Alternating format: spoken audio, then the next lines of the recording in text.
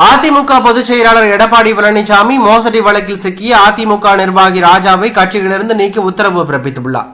அதிமுக கலைப்பிரிவில் திருச்சி பெருநகர் தெற்கு மாவட்ட செயலாளராக இருந்து வந்தவர் ராஜா. இவர் மீது நில அபகரிப்பு உள்ளிட்ட பல்வேறு வழக்குகள் நிலுவையில் இருந்து வருகிறது. மேலும் ரவுடிகள் லிஸ்டிலும் இவர் பெயர் உள்ளது.